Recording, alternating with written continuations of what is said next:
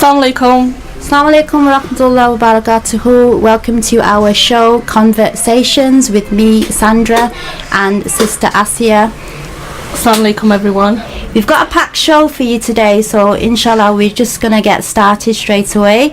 We've got a couple of guests in the studio for you. We've got Brother Cameron, who was with us last week, so we're quite happy for him to join us again. Assalamu alaikum, brother. Assalamu alaikum. Thanks for having me back. Oh no, you're welcome, you're more than welcome. And we've got two brothers as well. We've got Brother Isa and Brother Ibrahim. Assalamu alaikum. Wassalam wa rahmatullah.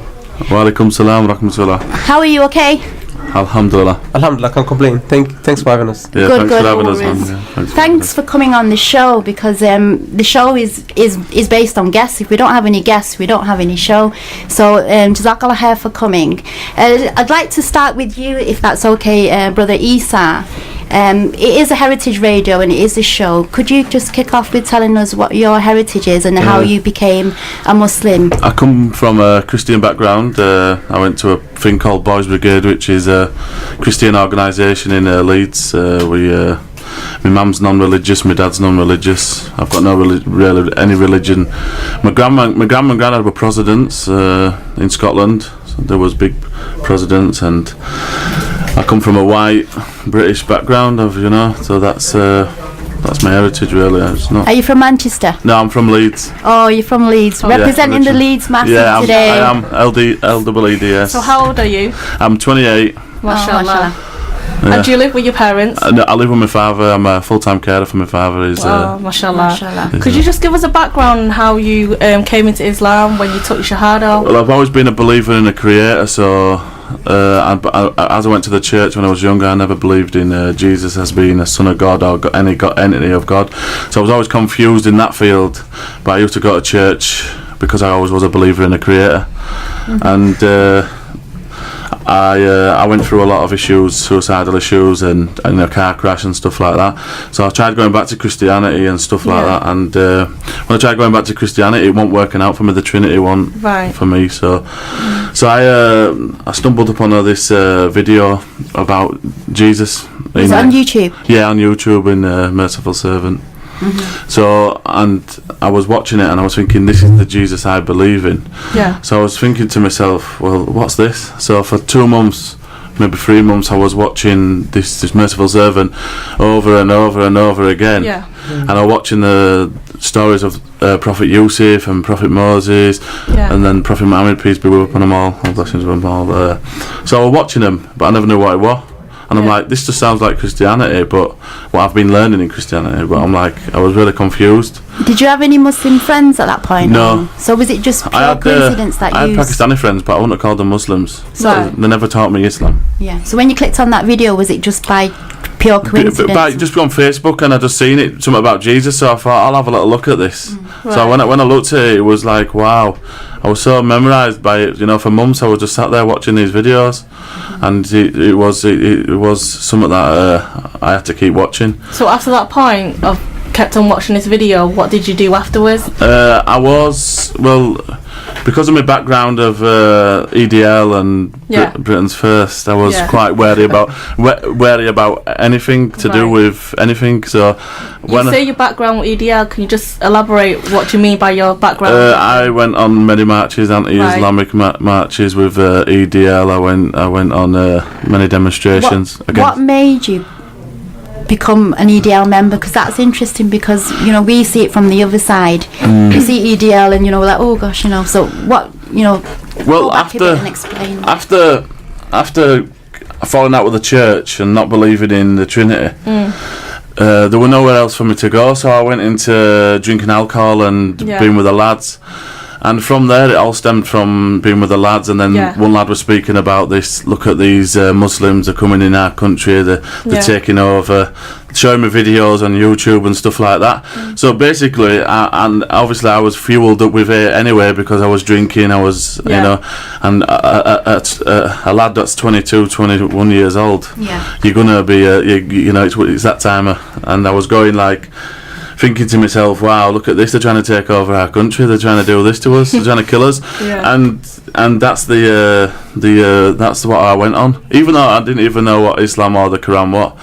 When they were showing me these videos, that's what I thought it was. Was it Right. was it kind of like you have to feel like you're part of a group? So I was you felt I rejected? explained myself as a sheep at that time. Right. So we had when these were telling me this, and then they introduced me to EDL and stuff, and said, look, we're going to go on march. We're going to stop them building mosques here. We're going to stop them from doing what they're doing in our country, but and we're going to live our British life again. So that appealed to me, because at that time they've already manipulated me into thinking that Islam was this this cult. How long was you with the EDL? Maybe 4 or 5 years. Right. Okay. Quite a long time then. Yeah, I was with them for a long time. Yeah, I met quite a few people there.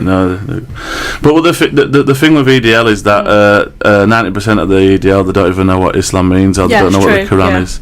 So they are talking with they're talking out of their own mind, which was I explain myself. I spoke from what I seen on YouTube, not from what I seen in a book, or I didn't. You asked me what it said in the Quran, I would have said I don't know. Who's Muhammad? I don't know. Who's Allah? I don't know.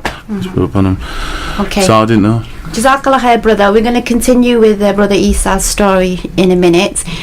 Just to give you some numbers, if you'd like to ring and ask any of our guests a question, or if you've had a similar experience, or you'd like to comment on something, if you'd like to send us a text message, we've got text message on WhatsApp, then please give us a call on 07751 939 396. And we're also joined by our co-host Sister Vicky as well. Assalamu alaikum, Vicky. Assalamu alaikum. Yeah, so please do give us a ring. We're also on social media, so if you're on Twitter, you can search for us on Heritage Radio AM, or you're on Facebook, you can hashtag ConvertSations, and you can also send us a message on Facebook if you've got any questions or comments, inshallah. Brother Isa, you mentioned about the YouTube videos, and then what happened from there? Say that again. Sorry, you mentioned about you watching the YouTube videos, and then how did you progress on to actually finding out? I was Islam? watching the YouTube video. I was very memorised by it, but I didn't know what it was, so I watched every video on there and I didn't know what it was, so I couldn't move on. So I was at a friend's house, and I got a taxi home, and the taxi driver was a Pakistani guy. Right. So I asked the guy, I just said to the guy, do you know a religion where they believe in Jesus as a prophet of God? And he said, yeah, my religion. And I went, what's your religion? And he said, I'm a Muslim. Okay. So I said to him, no, you're terrorists. Yeah. Did you actually say that? Yeah, I said that to him. And he put his hand on my shoulder and he smiled at me. And he said, keep watching them videos. Yeah. So I was very baffled. When I got out of that car, I was thinking, and then for a month, I was thinking I'd never be a Muslim. Yeah. No, I'd never be a Muslim. Because all I had was all that mixed feeling from EDL. Yeah. But from my time coming away from Britain's First, it was like 5 months prior that I come away from Britain's First, I deleted it all. Yeah. And, then I actually sat down and thought, well, this seems like the logic and the truth to me. So a month later I started watching them again, and then I moved on to another YouTube channel called Islamic Guidance. MashaAllah. And then I started working at a place called Broadway in Bradford. Yeah. And I met a brother called Bashir. Okay. And Bashir was I wouldn't have known he was Muslim, because I defined Islam with big beards, phobes. Yeah. So I was working with a Nigerian brother who didn't have a beard. Yeah. And I didn't know he was Muslim, so we were speaking, me and Bashir, and I never told him that. I never told him that I was looking into Islam. Yeah. Because I didn't want two sides of I didn't want my friends from EDL telling me it's bad, and I didn't want them to radicalising me, because that's how I thought. I was paranoid. Oh, that word radicalisation. Yeah. So that's how I thought in my head. I thought if he might thingy. So what I did, is that I didn't tell Bashir my anything. You didn't want to, obviously, yeah. And Bashir, he took my number, and I don't know why. I was very paranoid. Why is he taking my number? And he took my number, and 2 weeks later I was having a really, really bad day. Yeah. I was going through a lot, and he rang me up and said, do you want to come for some food, brother? And I said, what for? What do you want me to come with food for you? So I ended up going with him, and he started talking about Islam, and it was adding up to the videos. Yeah. So it was opening my mind at the same time, because Bashir was talking about the same thing, and it was all matching up. There were no differences, no contradictions. Yeah. So we carried on meeting up like every 2 weeks. I never told him I was looking into Islam. I was looking on YouTube. Right. Still had that little bit of niggly inside of me. Yeah. And I just told him. I just kept going on doing normal life. I was still drinking. I was still with my friends. I was still with some of my friends. What was still against Islam. I never told anybody. I never told my mum, my dad, all my brothers and sisters. So what was it after meeting up with this brother? How long was it then you decided that? Well, you know, at that time, I kind of decided, I'm a believer. Right. So, but I kind of had this doubt, still had this doubt. And Bashir, he got put that he was put in my life for a reason. I believe, he was, and he opened he's the one that opened my mind and opened my eyes to seeing what real Islam is about. And then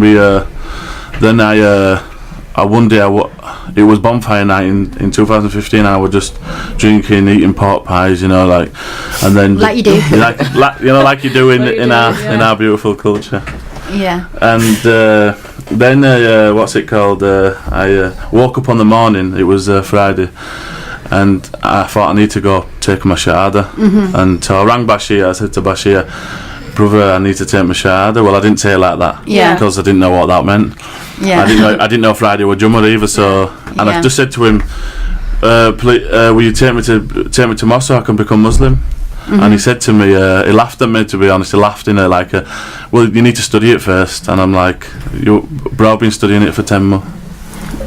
I've been studying it for 10 months while we've been speaking. And he was like, wow, and he started laughing. And that day he took me to the mosque in Bradford. And when I seen people praying and that coming from their house, because when I walked in I was very like, ooh, I don't know what these are going to do to me, what they're going to say. When I walked in I was so I was so relieved. It was like a big massive weight off my shoulders. And when I spoke to him, I'd never seen no slander, no backbiting, what I'm used to in the pub days. Saying bad things about people. I wasn't used to this, people being nice to me, so to speak. Because it's Heritage Radio, just a little bit about your heritage and how you became a Muslim.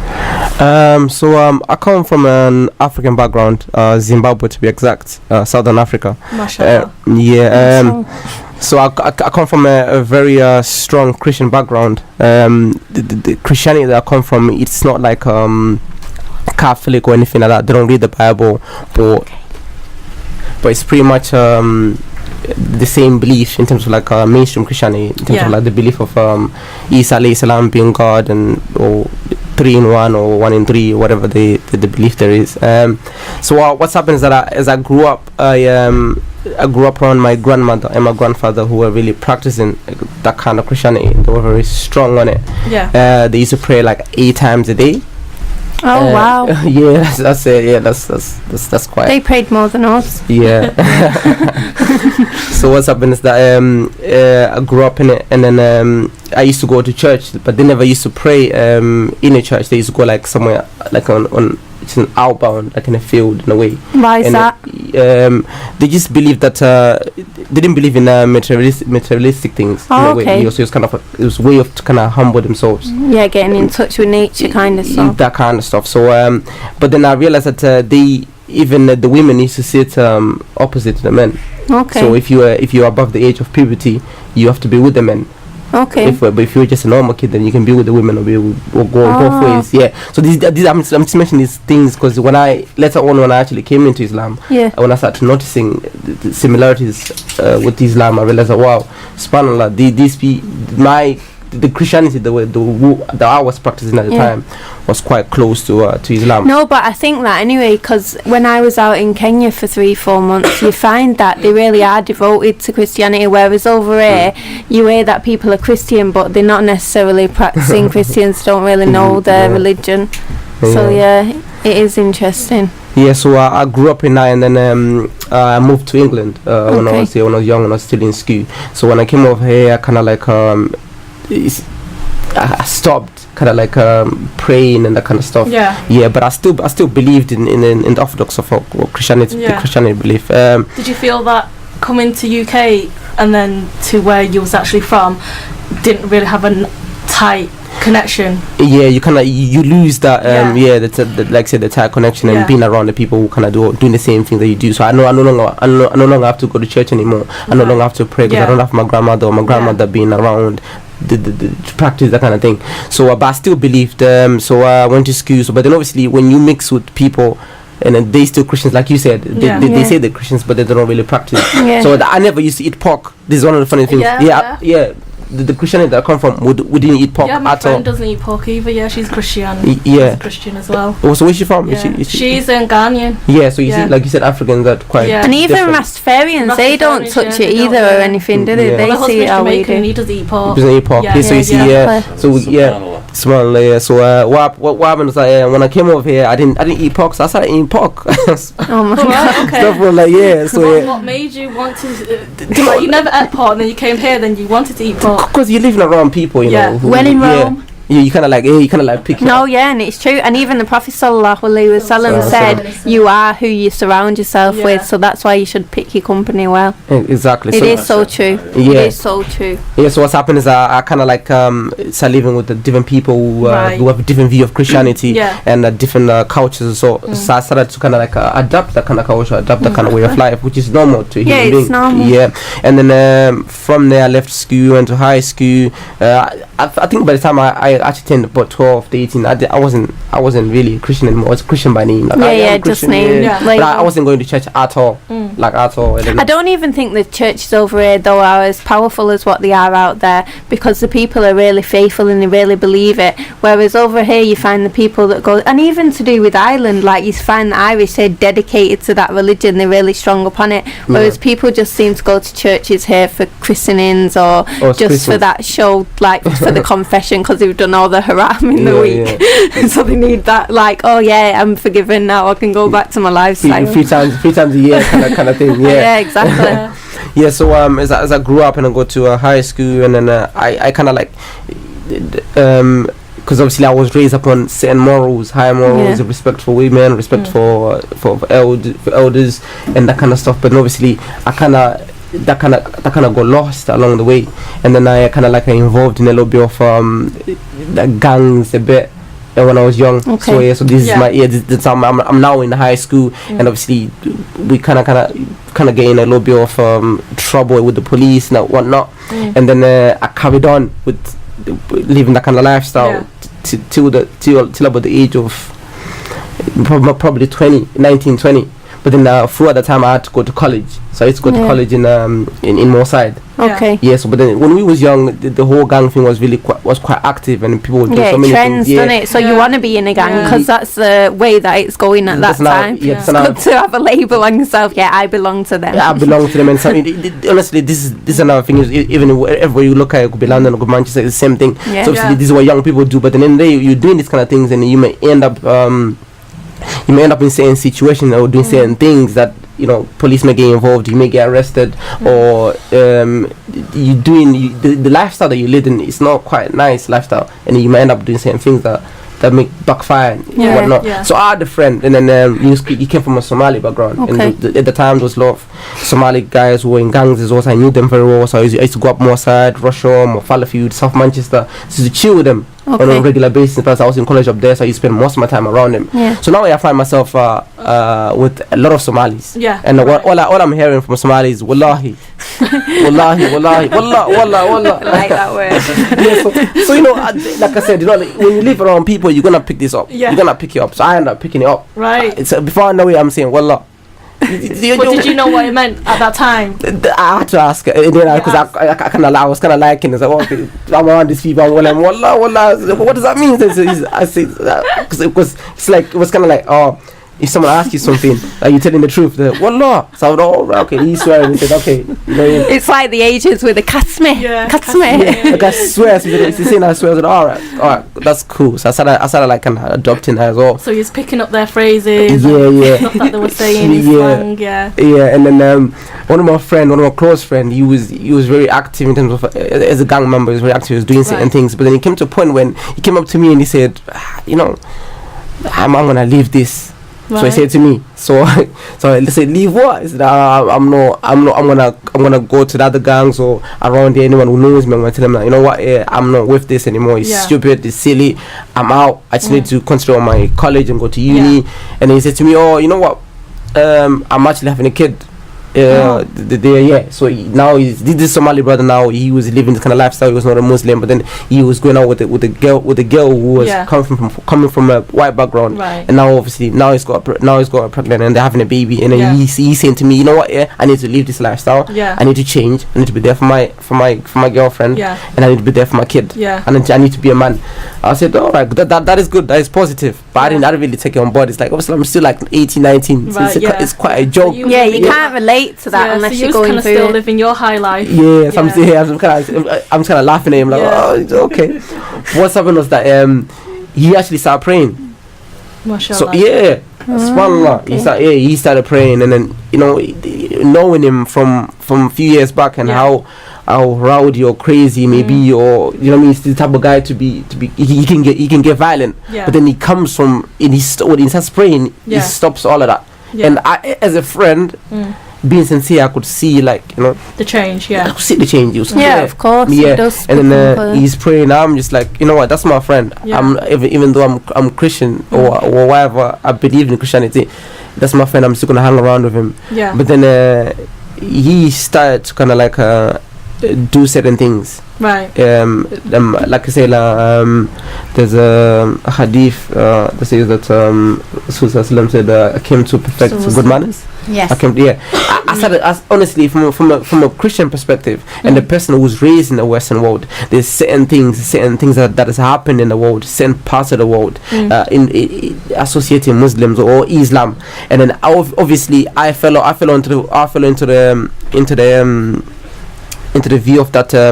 You know what, Islam was kind of a bad religion. That's how I kind of felt at some point. At this time I feel like Islam is a bad religion, but of course I've got so many Muslims around me. But now I have a true Muslim who's actually praying, and he's actually reading the Quran now, or he's trying his best to follow the examples of the Prophet ﷺ. So what's happened was that we would go on lunch to eat, like after or during college, and then if you buy something, you'd offer it to me. He's never offered anything to me before. This is strange. Completely changed.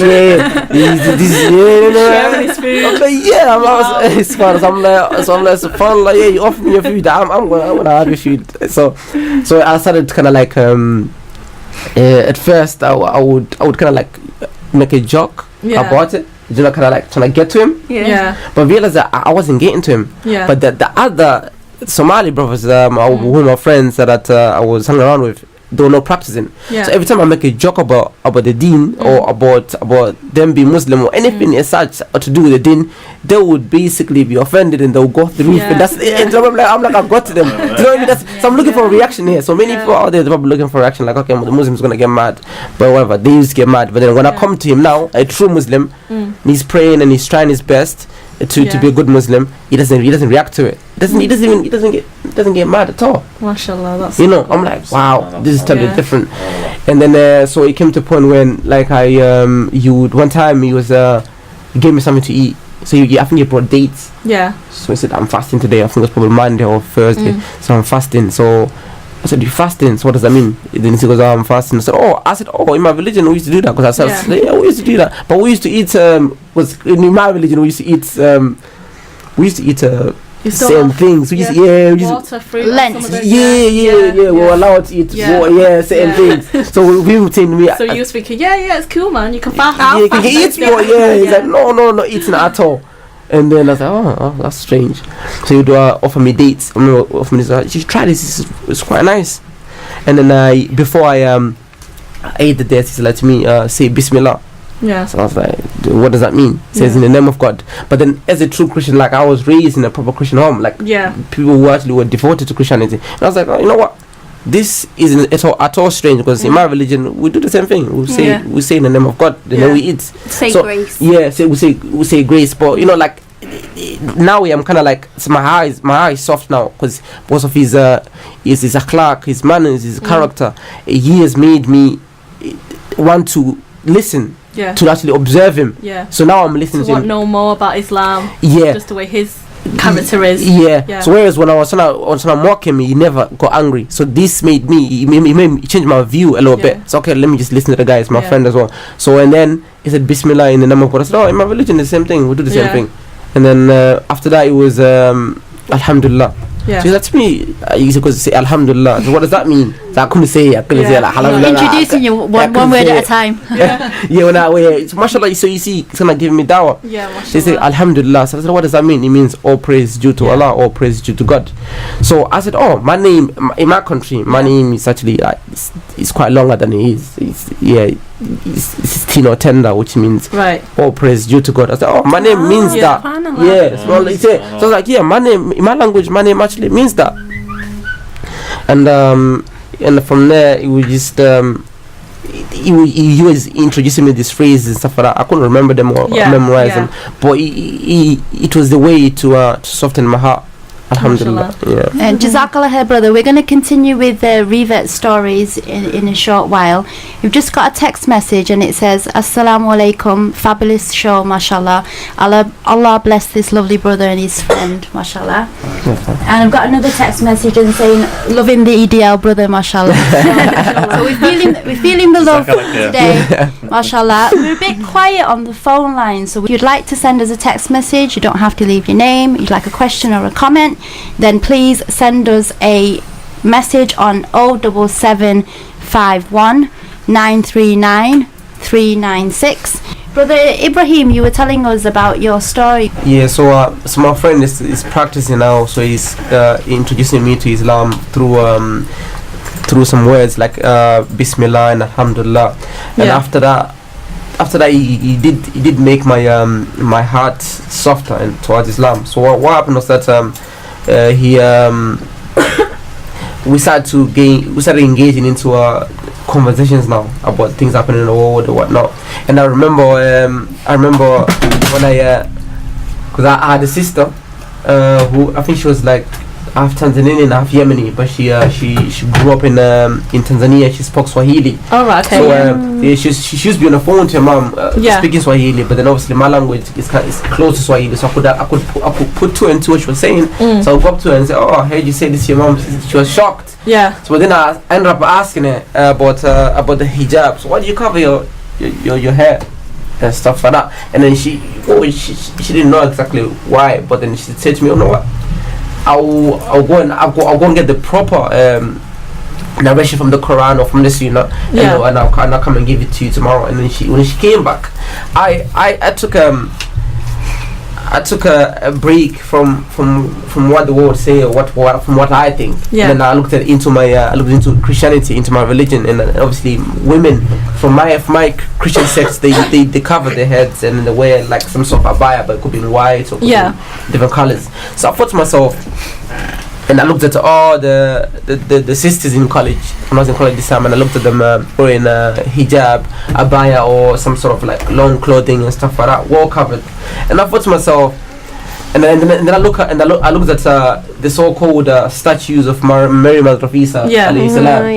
So if you go to every single church, it could be Catholic, it could be African Pentecost, it could be anywhere. Evangelical church, every church. Yes, and you see Mary Mother of Isa. What is she wearing? She's wearing the hijab and even the nuns, like the nuns, you see the nuns in the nunneries and their hairs is always covered. It's the same as Isa salam. What did he wear and what did he carry with him? You see, but this is the thing that like people in this world or living now, they don't really understand these things. So I looked at the sisters and I thought about what Mary Mother of Isa salam wears, and I asked myself a question. I said, if Mary Mother of Jesus was to live in this day and age, right here, right now, who would be her friends?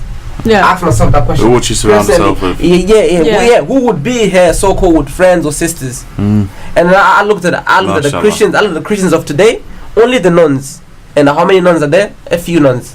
But I looked at the rest of the so-called Christians. They were not really upon this.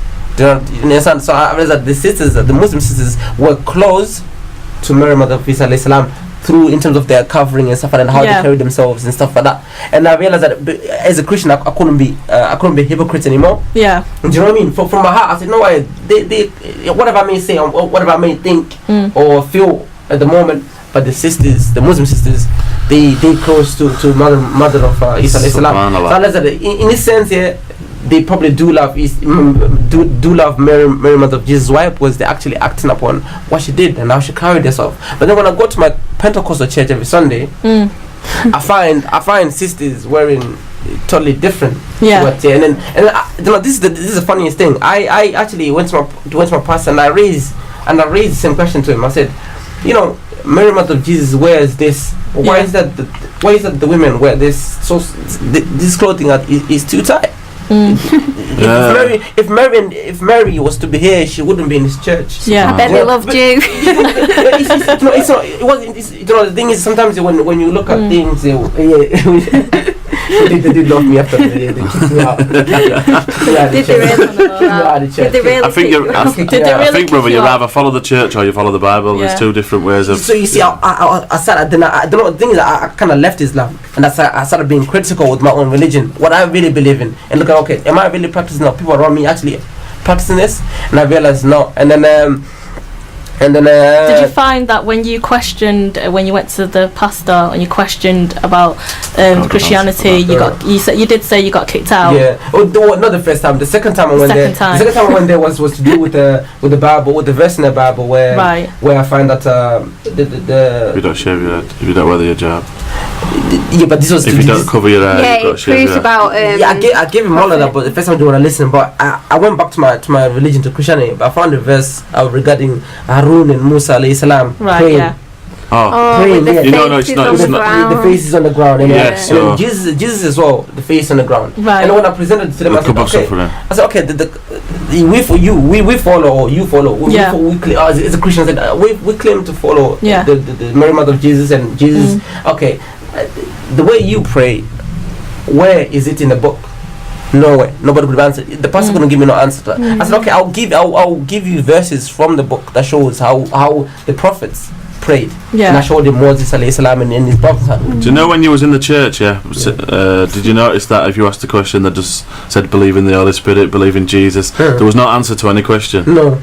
So you had nowhere to go, nowhere to learn from, nowhere to. It just felt like when you questioned, you felt like you got pushed away, yeah. until you went home and read the Bible, and it's the Bible is different to what the church is telling you. Yeah. It was like you can't ask questions. Did you get that feeling in church, or was that? You're not allowed. You're not allowed to ask questions. Yeah. They'll tell you accept it or you don't accept it. Yeah. But accept Jesus or the Holy Spirit. Yeah. So in Islam, when people answer me questions, I was very like, wow. Yeah. That's some churches, not all churches. Yeah. Just your own personal experience. Yeah, of course. So, but the thing is, my own personal. That's what I'm talking from my own personal side. So I realized that the church I was going to, the people around me, this is what they were like. So I remember after that, they kind of like cast me out in a way, in terms of like, okay, you kind of rebellious in a way. That's how people may look at it. I don't know, but then after that, I totally left Christianity then, Right. and then I kind of like went to into a state where I was just like, okay, I just believe in God, then that's it.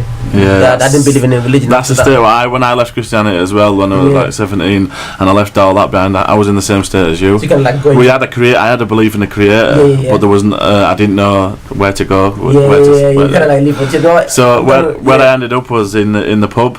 And this is what happens to a lot of us, And that's where you met the EPL. So basically, where did you end up after leaving the church and that, or did you leave the church then become Muslim? I kind of like went back to do my own thing, and after a while, my friend in college, I think it was probably my last day in college now, and I went back to college, and they gave me a Khalid Yasin, The Purpose of Life. Oh, we just got a caller. Assalamu alaikum, you're on Heritage Radio. Assalamu alaikum. Wa alaikum salam. I've actually just been listening to the brothers that have been talking about their experience basically with Christianity that have reverted to Islam. Yes. And I myself am a reverted. I've come from a Christian background myself, and last year I reverted to Islam. Mashallah. Mubarak. I come from a Jamaican British background, and I was once a baptised Pentecostal Christian. And what were your experiences? I couldn't. My experiences. Well, the day I was getting baptised, as we do as Christians back then, when I was a Christian, as they said, the Holy Spirit can guide you. Well, my spirit told me, my heart told me it wasn't the right thing to do. If anything, after being baptised, instead of increasing in faith, my faith declined. And I felt like it opened the doors to quite a lot of down the demonic road. I was reading the Bible, not 100% thorough, but I was reading along the lines of children of Israel, Prophet Ibrahim, peace be upon him, and I was asking the pastor many questions at the time which he couldn't find the answers, because Prophet Ibrahim had 2 sons, as far as I'm concerned, and the Bible stems the genealogy of one son which led to Prophet Isa alayhi salam. I wasn't satisfied with that. I always thought to myself, how can there be a third holy book? And the Christians had done what the Jews did. They ignored it and they don't acknowledge it. So I built up and I started doing my own research, and Allah just guided me to Islam and through the Alhamdulillah. A friend on Facebook and also an old personal friend of mine, she was an inspiration as well. So I always followed her on Facebook, this sister. She's done a lot for the community, by the way, but I'm not going to name her online in case she doesn't want to be known to anyone. But I asked her, I said to her, something says to me that you have to help me come to Islam. And that was my first calling. I came to Islam. It was very difficult because the first thing was instead of telling people personally, I just put it on Facebook that I've changed faith, especially with my very, very good friend who was a pastor to me, who's like a brother. He was very shocked. And coming from a Jamaican British background, it was like everybody wasn't used to the new me. Yeah, there's a transition, isn't there? I mean, it's the transition. The hardest thing was wearing the hijab. Yeah. The second hardest thing was disassociating myself from set friends. Yeah. But once I overcame that last year, Ramadan, I had the passion in my heart to wear the hijab. I couldn't do it. Mashallah, I felt afraid. But I prayed through Ramadan and I prayed through the night of Tawah, and I said to Allah, I need to wear this hijab. I feel like I'm hiding behind closed doors. I feel like I'm in the closet. Once Ramadan finished and Eid came, I just didn't look back. I put on my hijab and I just walked, and I walked with pride. And I walked all this day with pride. I don't care what anybody says. My personal relationship with Allah is me, and I'm not there to judge anybody. I expect everybody. That's true. Jazakallah khair, sister, for sharing your story, and we'll get in touch with you later on, inshallah, off air. So I've noticed you guys, you're not born with them names, are you? No, we're not born with those names. No. So what point did you get to where you decided that you wanted to change your name, and how did you find that experience? Well, I actually when I came to the Deen, I didn't change my name. I got given a name called Shakil at first. Oh, okay. Yeah. Alright. Yes. Yeah, I got given a name too. yeah, they've got I've got many people who actually gave me a name Mohammed before. Okay. Yeah, so you've been given a lot of names. No, everyone's got Mohammed though. Everyone's got Mohammed. Everyone's Mohammed. Mohammed Isa, Mohammed Ibrahim, but everyone is Mohammed. But after a few years, when I started practicing, I was doing stories of the prophets. Okay. So I started from creation and Adam alayhi salam and everyone else, and then I came across Ibrahim. Okay. So when I came across Ibrahim, and then I just kind of the whole Allah blesses him with nations from his 2 sons Ishmael and Israel, and having nations of prophethood and stuff like that. And then him as having that character as a person, I really admire that, and I love that. I just love the name Ibrahim, and then and from then, like him, obviously, one day he said, "Oh, I believe in the son," but then the son ended up ended up setting, and he was like, oh, it's gone. It's gone, so I cannot believe in that, which leaves me. And then the same thing with the moon and stuff like that. Okay. So that kind of character, it's just is something that I totally fell in love with. And what was your family like with it when you changed your name? Because this was my issue. I had a lot of issues with it. So then I was like, oh, forget it. I'm just being called Victoria. That's what I'm born now. So leave it. I kept to myself. What about you, yourself? My journey of changing my name was at the beginning, but I hadn't changed my name because I've got my non-Muslim friends who call me Chris, and I've got my Muslim friends who call me Aasiyah. So my mum has always said that she'll never call me Aasiyah. Okay. So because I was, I don't know, I seen somebody could be called Aasiyah, like a kid, and I really like that name. So I picked it, and I said to one of the brothers, I'm going to call myself Aasiyah. And he went, do you know what that means? And I went, no. Yeah. And he went, Jesus. I went, wow. So I was like, what? And I come from Christianity, and it's all kind of, it kind of rooted from somewhere like that. So I've changed my name on Facebook, and I've called myself Aasiyah because I'm sick of seeing and stuff on my other Facebook from my past. So I've moved Facebooks to a different Facebook, and what I've changed my name the reason is so I don't get my old friends adding me on this Facebook. My nephew's called Issa, mashallah. Yeah, mashallah. Yeah, sorry. Yeah, I noticed as well. Sandra, you never changed your name, did you? No, well, initially I did think of a name. Yeah, initially I did, but then and I did write a few letters to some Islamic organisations using my Islamic name, but then I actually found for dawah purposes it's actually better to keep my name. I do actually do the Leeds dawah, and I actually use my own name. And sometimes Chris.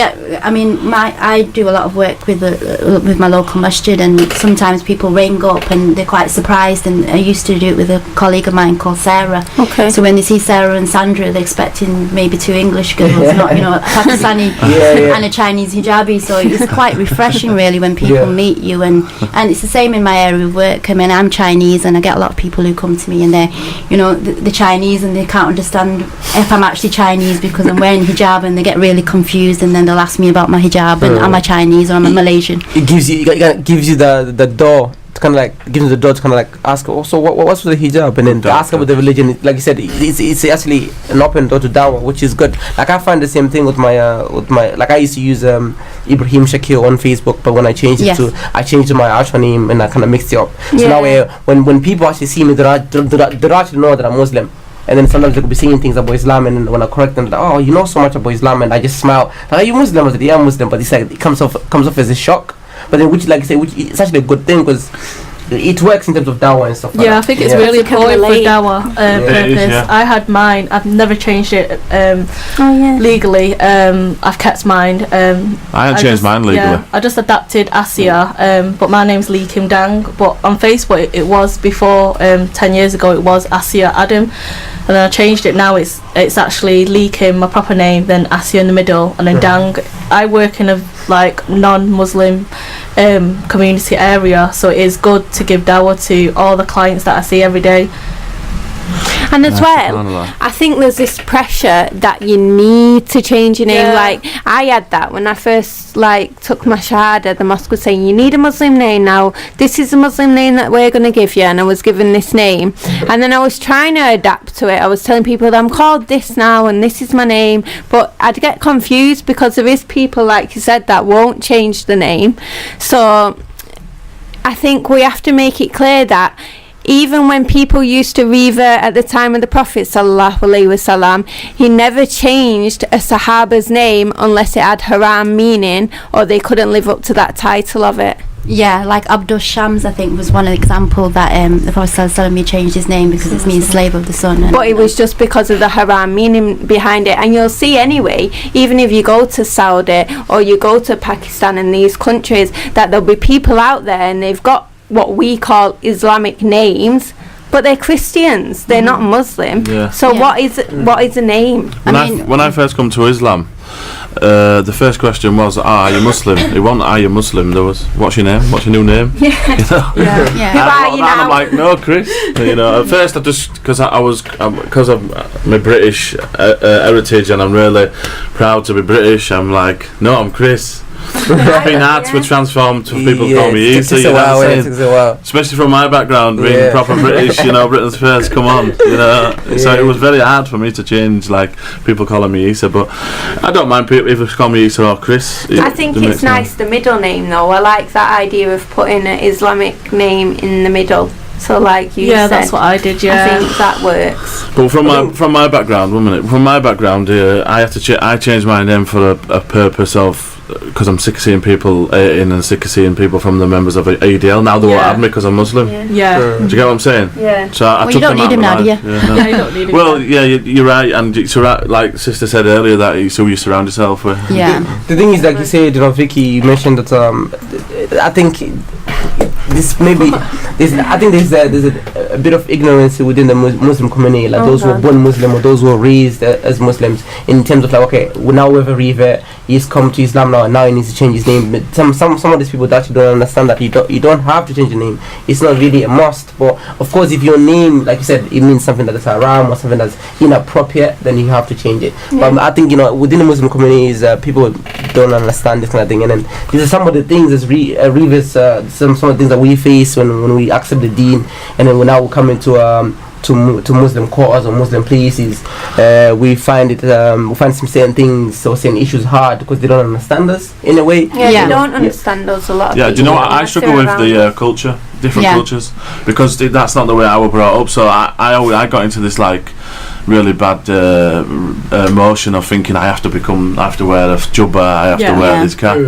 Not till somebody explained to me that you don't have to wear these things. These are more cultural, and I was very I was wearing the jubba all the time, thinking, this is what you have to do. Did the brother take you to the shop and say, right, you need to get a white jubba and a white cap? Well, basically, I got bought for me and stuff like that, and you know, it was all too much for me at the time. I was Revert initiation ceremony, so was it? Overwhelming, yeah. If there is any Reverts out there who are looking into it, the thing is, I don't know what another thing is. Well, like, you know, you're right. Like the born Muslims, our brothers and sisters. Alhamdulillah, mashallah. We appreciate you. We know that you love us. You see a new shahada, a new Revert, you love us, and that. Yeah, it's good intentions. Yeah, it's good intentions, but it can be overwhelming, isn't it? It's too overwhelming. Right, it can push people out of Islam. Yeah, because you start to lose your identity. That's the problem. You start to lose your identity, and Sister Vicky's right in what you're saying. You know, and you do lose your identity. You into one of them. Whereas we have to go into an environment, we have to go in that mosque, we have to know that actually this is what we are, and we are slightly different to you, but this is it. This is what we're presenting. Whereas a lot of us try to mould ourselves the same, and it doesn't work. I don't think it works. Okay. So, brothers, we were talking about your. I don't think we got to the end of your Revert story when you actually took your Shahada. Do you want to tell us a bit about that before we go on a break? Oh yeah. So what happened is that my friend gave me Khalid Yasin, The Purpose of Life, and then he was like on CD, and then what happened was that he also gave me the Quran. So one of the things that I was very scared about when it comes to this part was that I wasn't comfortable going to a Muslim to learn about the Deen, like a Muslim with big beard and like he's in a jubba, and then he's telling me about Islam. I was like, no, this is when I was scared to get. I'm sorry, but I was scared to kind of like get radicalized. It's something that in the early days, that's in your. This is in your head. This is in your head. This is exactly how I felt as well. Exactly. Just in your head. So I said, no, give me the Quran. So he gave me the Quran. I went home and I started reading the Quran. And what I found from the Quran, like from reading the Fatiha, I realized the Fatiha is similar to the Lord's Prayer. It's very, very similar. And from there, quite similar, isn't it? Yeah. So from then I started reading Surah Baqarah, which it's a long surah. But so long. Yeah. So what I found, should have started at the back. So I don't know about you, Isa. When you start reading the Quran, obviously the book is talking to you directly. I think there's in Al-Baqarah 2256, no compulsion in religion. That's what drove me. That quote there, bro, was big for me. No compulsion, because I always thought Muslims were trying to come and make me become Muslim and convert the full world. So that there took me away from what my feelings. Softened my heart, man. I was like, what? Brothers people have been telling me that you're trying to come and convert us all into Islam and make this into a Jubba country with Jubbas and beards. It's bad thing. So you see, like now, like you say, you're reading the Quran now, it can speak into you and come across 256. There's be no compassion to religion. Same thing that I actually find myself when I start reading the Quran. It speaks to me, even in terms of like if a woman is married and then if a man is married and then if he passes away and then the giving his wife or his kids what's it called, inheritance and stuff like that. It's simple and things that are fair that you understand from the book of Allah. Whereas from our cultural point of view, if a man passes away, who takes his wealth? That's his brother takes his wealth, and the women are usually left with nothing to eat. So when I start reading this here, things simple as the Islamic law or the way of life, it was easy to accept, and the book was talking to you directly. That's how I felt. We've got a message from somebody via text message. MashaAllah, great show, great inspiration, brothers. Brother Ibrahim, we'd like you to continue if possible. Just to get to the end of when you actually took your shahada, please. Yeah, so what's happened is I was reading the Quran, and then obviously I didn't want to learn through direct Muslims or going to the mosque. I wasn't comfortable with that yet. So the Prophet gave me the Quran, so I would read it. So as I was reading it, most of the things, or if not all the things, I understood them. It was very, very easy to understand. It's a very easy book to understand. I never thought it was easy to understand me, when I first took my shahada. I felt like it was difficult for me at first, but I think it was certain Qur'ans that you had to get. Yeah, maybe English, that's why. Yeah, the English one, yeah. Yeah, you get like simple English. Yeah, simple English. Yeah. So you don't want Muhammad Pixel because it's a bit more old English.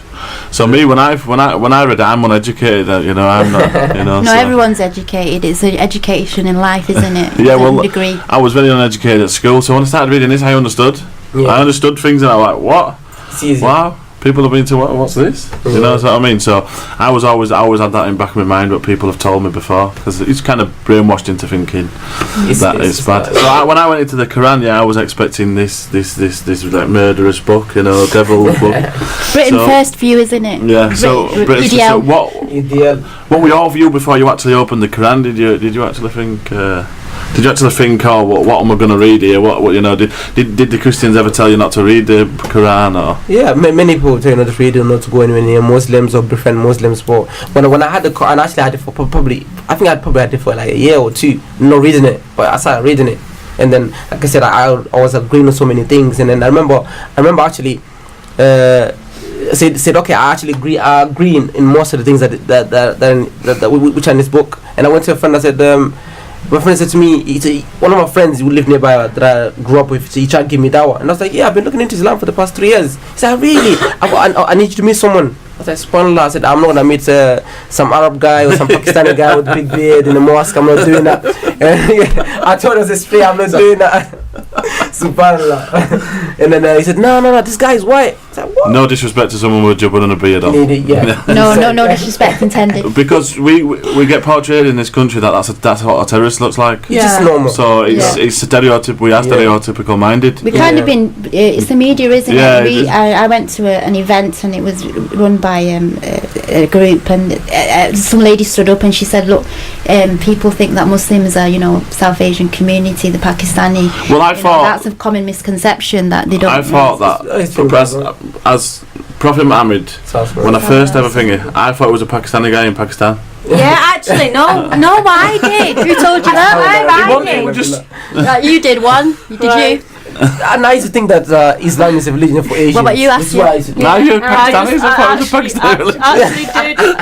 I actually did think, why am I getting to this religion when it just all Asian? Yeah, I think it's because it's a majority, though. Yeah, majority. I really thought it was a Pakistani religion. I think you have to see yourself, the religion, to find out the truth.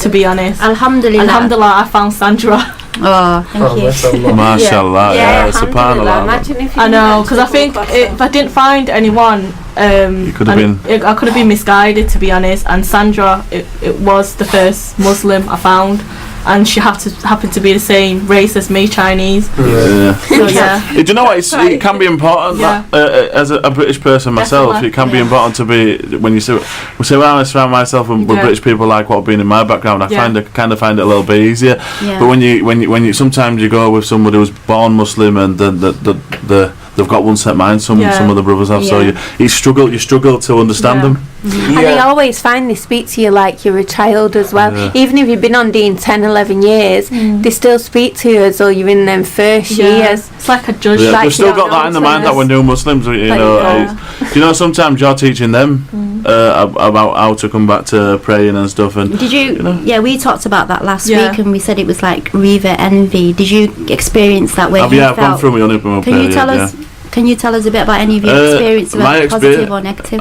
I've had positive and negative. You know, we've got brothers that embrace us, or we love you, you're better than us, and I'm like, no, don't, you know, it's kind of bringing your ego up. So I try to brush that down, and then you've got brothers who are negative and talk about our tattoos. And one of the brothers once, when I went into mosque, said you shouldn't be in here, man. You've got tattoos, and stuff like that. So it brought me. At that time, I was going through a lot of mixed stuff, emotionals, you know, and I didn't know where to go, I didn't know what to do, and you know, if I didn't meet some of the brothers that I've met in Leeds, it would have been a bit more of a struggle for me, because they've brought me and they've showed me that you don't have to take your tattoos off. You don't have to, you know, because I was getting taught that you took your shahada and all your sins got punished. But then when I come into the deen, people were teaching me that, you know, this is still a sin. Not allowed in the mosque. Yeah.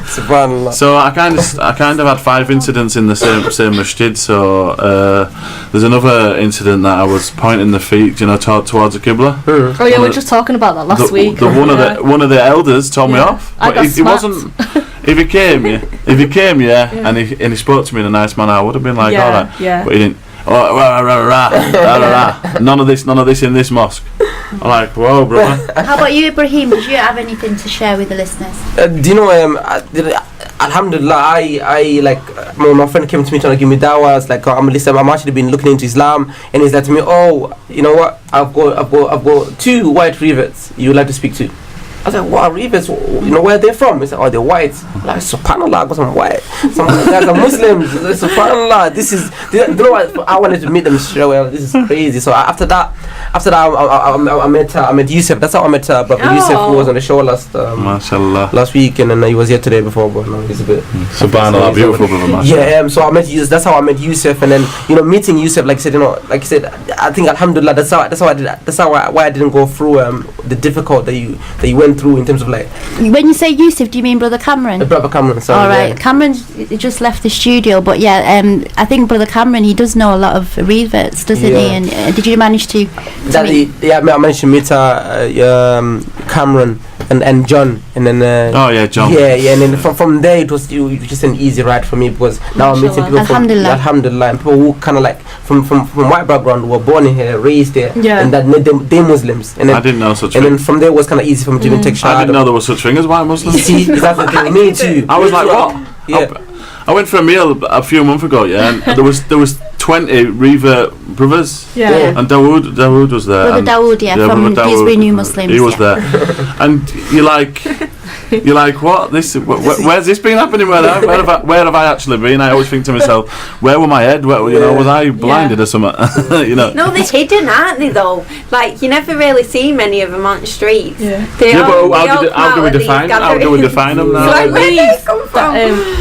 Brother Isa, is there a lot now that? Do you notice a lot now that you're a Muslim? Revert. Yeah, I notice a lot. Yeah. I notice with people's mannerisms and stuff like that, who's Muslim and who's not. And stuff like that. Have you got Muslim radar then? Yeah. Alhamdulillah, it's good.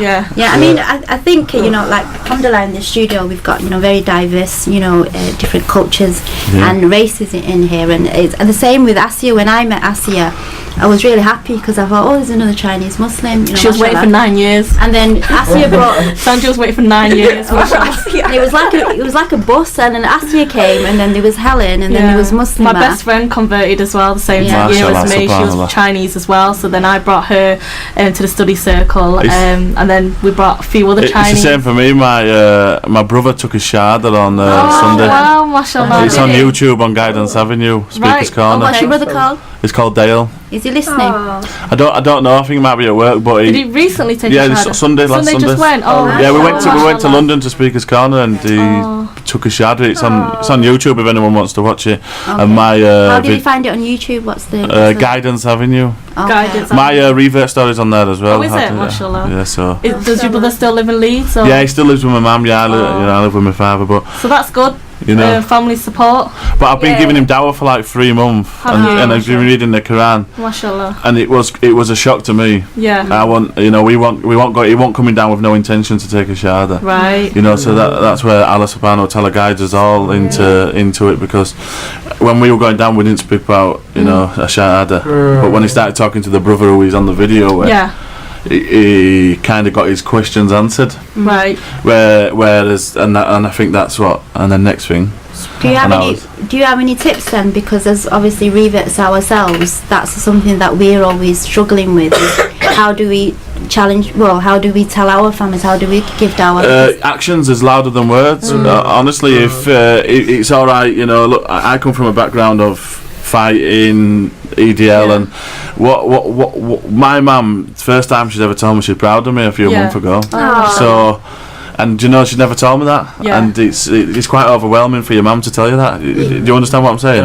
We find that as well, that a lot of people, when they become Muslim, they actually become better people, alhamdulillah. Do you know what, when like you said, it reflects in. Do you know when we first embraced Islam, we just want to share it with everybody? Yeah. It's one of the worst things you can do. Because the worst thing you could do, is feed somebody the Quran. Yeah. Because I kind of I step back and I let them talk about it. So I think doing dawah is the best thing is listening rather than talking. Definitely. Listening is a big thing, because they've got their own experiences, and then bounce off of that. Listen to them and then bounce off them, and kind of it works. I do the Leeds dawah team, and we're doing really well. We're giving out.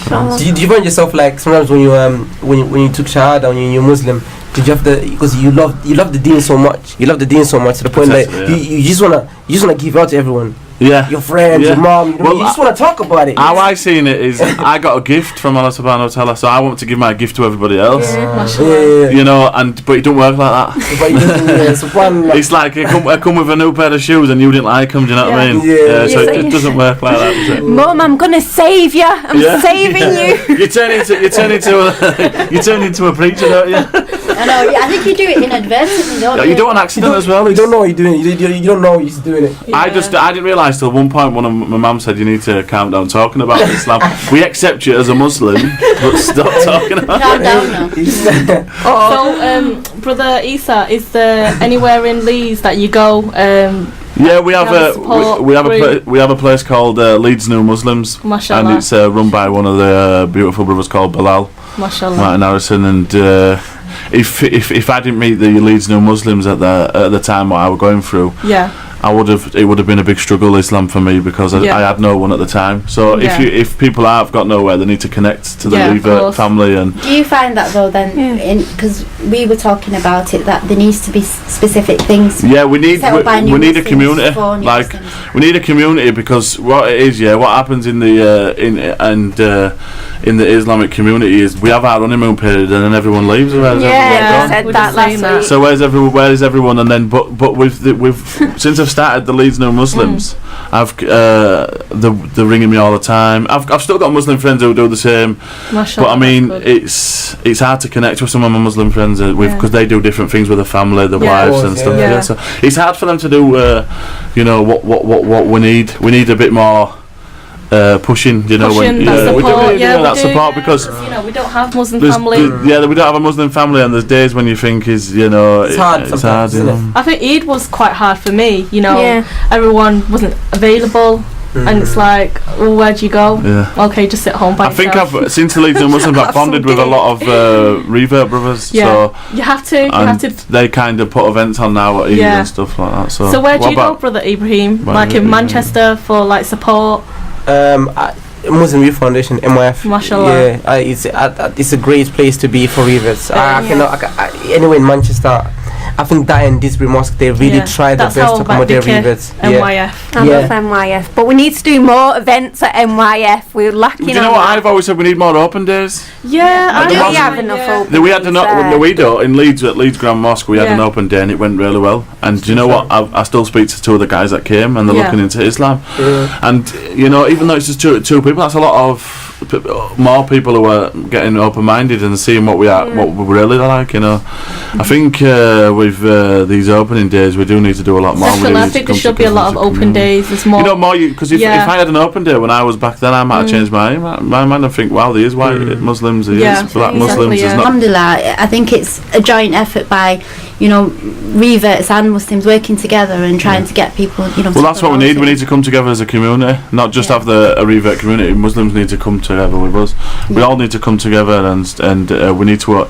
We've got mouths for a reason. We need to open our mouths and stop letting people talk bad of us and then getting away with it. There's a company called Mend who I volunteer for, and they work on a lot of the Islamophobia stuff, and it's really good what they do, mashallah. You know, it's. If we don't open our mouth and we're just going to sit in our house and let it happen, then things aren't going to change in this country. Things are not going to get better for us, are they? Yeah, we've got around about 10-15 minutes before the end of our show, and we are in the process of getting these shows recorded and uploaded, so you know, do stay tuned and still stay tuned to the social media Heritage Radio AM, you know, for updates regarding this if you want to catch the show at a later date.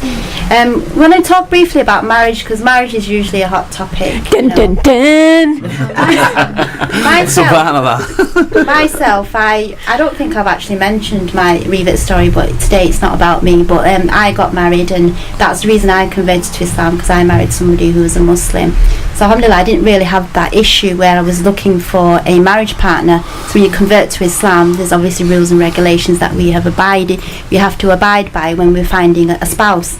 So brothers, have you got anything that you'd like to share with us in that respect in the topic of marriage? I think I have. I am looking to get married in Alhamdulillah. After Ramadan. Have you found someone, or would you like to no, I find someone now? I haven't had no proposal. I get proposals just because I'm a white revert, but I'm interested in what they're following and what. Right, you know, the family do accept me, do you know? Yeah. So I mean, that's a struggle, isn't it? Yeah, Finding it is a big acceptance struggle. with the family. I've met sisters. I've been meetings, but they've just not worked out. You know, it's not. Is that due to the families more? I have had a problem with the families being, even though the father said that I knew what I was talking about when it comes to the deen. It's just because my family was non-Muslim, and was that the main issue? Yeah. So there was family wasn't Muslim. coming out of his culture. Yeah.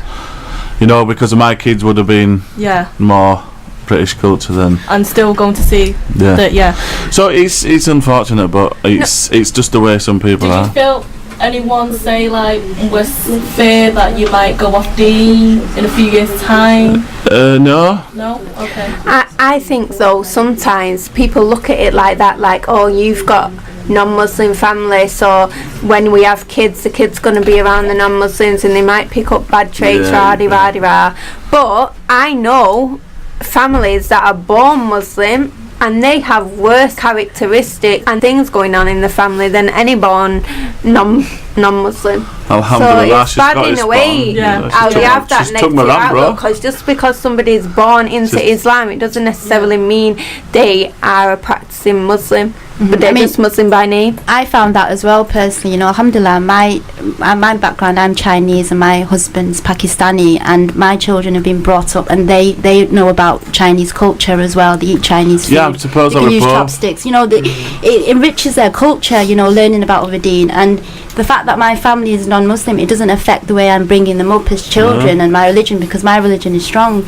You know, so it's just really, it's a no-brainer. My mother's already said she'd accept the rules and give them and they do. Feeding them pork. They do accept it, because my mum was a bit negative about Islam when I first took my shahada, but then slowly over the years, especially when I had a child and she watched like Hannah grow, I'll tell my mum things, and like we was in the waiting room of a hospital the other day and she's there reading her a little Islamic, you know, the Mr. Men Islamic books in this waiting room. Loads of people are there and I'm the one going, shh, Just don't be reading that too loud, you know, because you're saying all these names Do you know, and all this. that's just She's the really that's just open the with nature it. of our mothers, isn't it? It's the nature of mothers. Islam Yeah, teaches so- about our mothers. Yeah, so you're finding difficulties, obstacles, aren't you, fulfilling your sunnah and trying to Yeah. get married? Because we get a lot of people where we're saying we've got born Muslims, sisters. A lot of sisters are trying to get married, and they'll say, "Oh, we want a revert brother, we want a revert brother." And then we've got the born Muslim brothers who are saying, "We want a revert sister, but we want a white revert sister." You know, so everyone's kind of like picking and choosing what they want. You But should- then I yeah. don't think they know what they want, No. because I think when they get into it, they see that actually they're different to what I am. Like Yeah. I think sometimes they think I'll marry a revert and I'll be able to shape them Yeah. so they do fit into my family. Mold When them. actually it's not always the case. Like I can't eat chapati still to this day. I've Yeah. been married 5 years, and actually I won't do, because why can't you eat a shepherd's pie? Subhanallah. I like the way Sister Vicky talks about Yeah, it. brother Ibrahim, how about yourself? Anything you want to share? Regarding marriage, Yeah. and I'm not married, but I met someone before and I was speaking to someone before. What I realized that they were from one Muslim, but then they had problems with, like, remember you just mentioned that what Muslims nowadays, born Muslims, they don't really care to ask you about your aqidah or your beliefs are, if you could follow the correct Islam, or if you practice Islam or not. They care more about cultural things. Yeah. So, but then the sister was a very good sister. She was practicing and stuff like that. But then obviously when it came to, like, as a revert, now like you said, you mentioned Aasiyah in terms of, like, you know, during Ramadan you're lonely. Yeah. So I realized that so now when I look at marriage now, because I'm more mature and I'm more grown, I want to marry somebody who comes from an Islamic background. That's And the then, same you as have me, to be at least understanding the deen properly as well. Yeah. So that one thing is I can have a place to go and during Eid and during these places. But I found out that the sister, when I asked about her family, the dad wasn't approving of the marriage. Right. Yeah, he wasn't approving of marriage simply because I was black. Oh, yeah. This is a big So it's like, Yeah. but then when you look at the deen itself here, you can bypass the parents if they mentioning these things, because it becomes invalid. That you can find like a imam to be the wali, but then it's like, even if you marry them, you're going to be dealing with that 24/7. Well, this is a Yeah. cultural thing. It's not an Islamic Yeah, thing. but then it's you're gonna have many problems in terms of, like, bringing kids in the death. I'm gonna end up leaving my kid with my mom who's a Muslim. Yeah. I think you have that, because I was married to my ex for 12 years and it was quite a long time, and you know, you thought that, you know, your in-laws accepted you and stuff, but his father turned around and said, "I told you so," to my ex. Yeah, after it ended. You know, told you so. She was a revert. Do you know what I mean? So you'll always get that. That's No, but it's completely wrong. It's not Yeah, right, of that course, of Islamically. They should be more supportive of us than anything, because we've left this Jahil background, we've come into this Islam. You'd think that they'd help us a lot more think than they what would, they yeah, do, but they no. don't. No, they But don't. then- You're but then- always that outsider, aren't you? Yeah. Well, you feel like that anyway. Allahu alim. Yeah, but then, I've met at one point. I want to make this point as well about marriage as well. Like I've also met a good brother who actually approached me saying, "Do you want to marry my daughter?" And he came from a Pakistani background. Mashallah. Oh, man. Do you know what I mean? Alhamdulillah. So we have. Yeah, we you know, do have. Yeah. So in terms of looking for marriage and stuff, but I think it's important for every one of us who could be born Muslim or revert. We should be looking for things that meet our Islamic criteria in terms of beliefs. Yeah, forget about the cultural side when it comes to. No, but then you can get catfished as well, because if somebody really wants you, they are going to put their best appearance forward. They're going to tell you what you want to hear. So then when you get in it, you think, oh my gosh, a month later, this ain't even the same person. Yeah, SubhanAllah. yeah. And a lot of us find ourselves in them situations too, because we don't have the wali there to go and root people out That's properly. exactly why we need to bring it back to Islam every time, because Islam perfects it. That's the problems with the culture and Islam. Is I have a problem with people cultural beliefs, because I follow Islam from the book, not from somebody's mind. And that's what we have. That's what we have a problem, especially in marriage. It's really cultural. Really Find it really. I struggle with this arranged marriage as well because I come from I had a girlfriend before, Muslim and stuff, and yeah, that's true. It's very struggle to turn from meet someone once or twice, and then next thing you're marrying them, and then I'm telling my mum, and it's for you when you tell your mum that you're getting married, and my mum says your mum goes to you, she thinks you're crazy. You're getting married already. You haven't even been together. Mum says that as well. Do you get what I mean? Your mum says that as well. My brothers and sisters, you're getting married after 2 weeks. That's crazy. You've only met her once. You only met her once. My friends say it.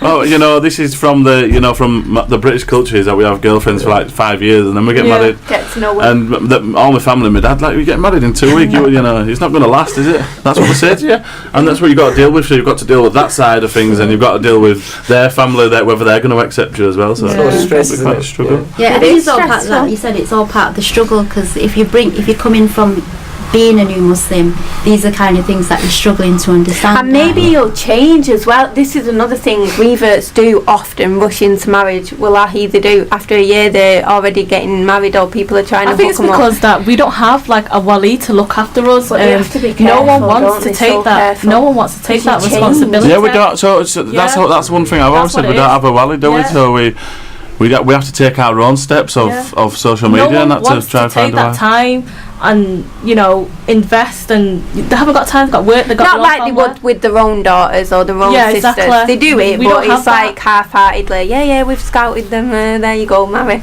Yeah, it's not like that though in all situations. Not all situations. I'm just saying some situations that I've experienced. No, we are speaking about a majority of.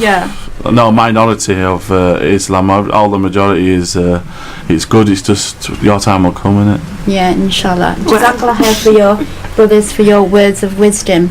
We're wrapping up the show shortly, but if you've enjoyed our show, then please do let us know and provide us with some feedback. And you can always send us a text message on 07751 939 396, or you can tweet us or send us a message on Facebook, Instagram or Snapchat at Heritage Radio AM. We've got our show. It's gone quick, hasn't it? This is our third show. I think it might be our last show next week, but we're not sure. We should have some other guests, some more stories, inshallah, lined up. So, brothers, do you have any final remarks? We want to Jazakallah khairan for any advice for coming on our show, because I know you had to travel from Leeds and it's quite far. I've got a bit of advice for reverts: is open out to people. Don't sit in your house and just ponder, because if not, you won't get nowhere. And open your mouth. If you've got a problem, open your mouth, because if not, you're not gonna find the real Islam.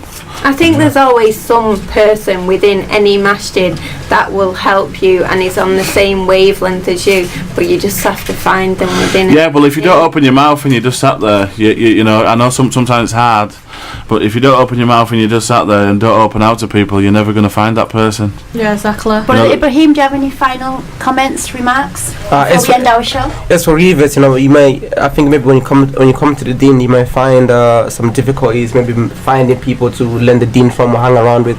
If this happens to you, it happens to some people sometimes, but don't be disheartened or leave the deen because of that. But you can find some other thing. So if you're in Manchester, you can come to MYF or Disbury Mosque. They really do, and I myself used to attend these mosques, and I think they're really good in terms of integrating reverts and meeting people. I just wanted to finish and say Jazakallah khairan to the brothers for joining us. Jazakallah khairan for having us. It's been lovely. It's been really, really inspirational listening to your stories, and also Jazakallah khairan to my co-hosts, and also to the listeners for listening in and tuning in. Do join us next week for our show from 2 till 4 on Saturday. Assalamu alaikum wa rahmatullahi wa barakatuh. Assalamu alaikum. Assalamu alaikum wa rahmatullahi wa barakatuh.